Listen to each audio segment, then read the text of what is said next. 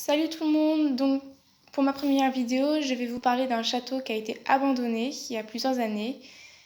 Je ne vous dirai pas le lieu ni le nom et je ne vous montrerai pas de photos pour respecter le propriétaire parce que le château est toujours avec un propriétaire mais n'est plus habité depuis très très longtemps.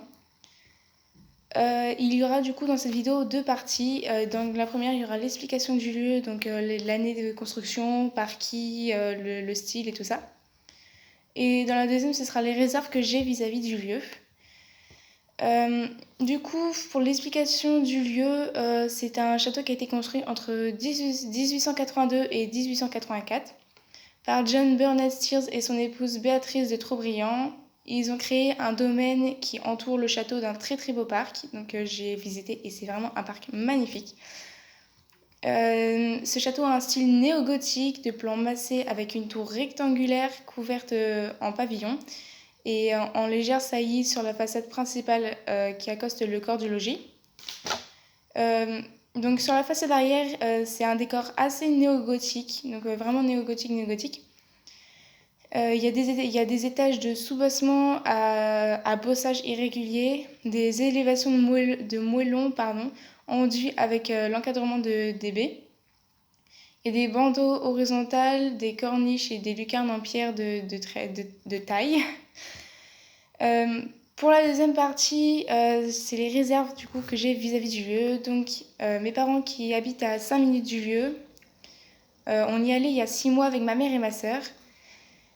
Et le bâtiment a été vraiment abîmé et dégradé. J'ai failli passer à travers le plancher en montant au dernier étage. Donc l'escalier était déjà pas mal abîmé, mais quand on est monté, j'ai failli passer à travers le plancher. Donc certaines personnes savent de quel château je parle, mais s'il vous plaît, ne faites vraiment pas d'urbex là-bas. N'y allez vraiment surtout pas. Déjà qu'il a été vraiment abîmé par des personnes qui étaient mal intentionnées. On ne voudrait pas plus que ça que ce soit abîmé. Mais c'était vraiment un lieu magnifique à l'époque quand on voyait les photos et quand on le voit maintenant, on reconnaît quand même le château, mais c'est plus pareil qu'avant. Il y a eu des choses qui ont été jetées par la fenêtre et il y a eu aussi beaucoup de squatteurs qui sont restés là-bas, qui ont emmené leurs affaires et qui ne l'ont jamais récupéré. On a retrouvé des brosses à dents, des dentifrices, des vêtements, des jouets pour enfants, des peluches, des couettes, enfin plein de trucs. Il y a eu aussi des petits feux à l'extérieur du bâtiment un peu partout et il y avait une voiture aussi qui était là-bas, qui est toujours je suppose, et qui a été frappée, qui ont quelque chose à taper dessus. Il y a des baignoires qui ont été cassées, il y a des portes et des vitres qui ont été cassées, c'est pareil, mais les baignoires sont vraiment en miettes par terre. Il y a des toilettes, ne me demandez pas pourquoi, mais il y a eu des toilettes qui ont été jetées par la fenêtre.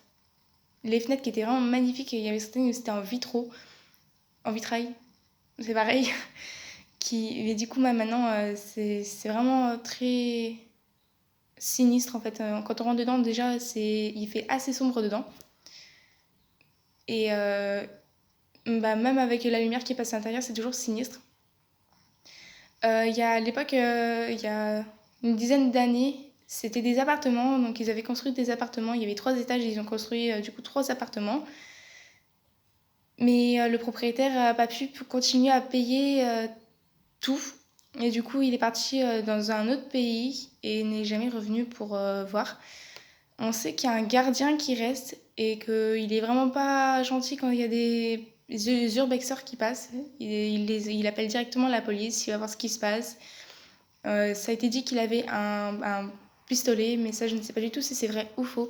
Mais comme je vous l'ai dit, je vous déconseille énormément d'aller là-bas. Donc voilà, j'espère que la vidéo vous aura plu. Mettez des pouces en l'air et abonnez-vous. Et pendant le confinement, il y aura 2 vidéos par semaine. Et quand je reprendrai les cours, ce sera totalement différent. Il n'y aura qu'une vidéo par semaine, parce que le rythme risque d'être très très différent, vu que j'ai un emploi à côté et que je dois gérer mes cours en même temps. Donc c'est pour ça qu'il n'y aura qu'une vidéo par semaine. Je vous dirai les dates. Donc là, c'est le mercredi et le dimanche, je vous mettrai des vidéos. Voilà, j'espère que la vidéo vous aura plu et je vous dis à la prochaine. Bye!